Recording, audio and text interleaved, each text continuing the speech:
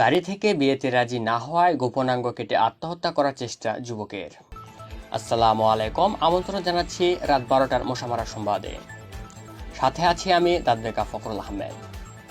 এতক্ষণ শুনছিলেন মশামারা সংবাদ শিরোনাম, এখন থাকছে বিস্তারিত। নওগাঁ জেলার খাদাইল গ্রামে এক যুবক তার বাড়িতে প্রস্তাব রাখেন যে সে বিয়ে করবেন। যুবকের বয়স 17 বছর, সামনে তার এসএসসি পরীক্ষা।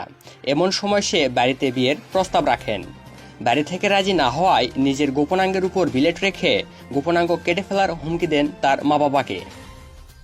যুবকের বাবাটির উপর তেমন গুরুত্ব দেন না এবং ছেলেকে ধমক দিয়ে বলেন, সামনে তোর এসএসসি পরীক্ষা, এখন তুই ভালো করে পড়াশোনা কর। তাতেও ছেলে রাজি হয় না। এতে করে বাবা রেগে গিয়ে ছেলের গালে একটি থাপ্পড় বসিয়ে দেন, যাতে ছেলেটি অনেক রেগে যায়।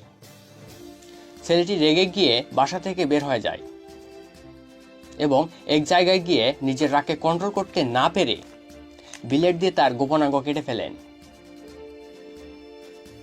এসব করতে একজন লোক তাকে দেখে ফেলেন এবং তাকে সঙ্গে সঙ্গে আক্কেলপুর জোলাপাড়া মেডিকেল হাসপাতালে ভর্তি করান। ডক্টর তাকে 2 থেকে 3 দিন যাবৎ আইসিইউতে রেখে চিকিৎসা করেন।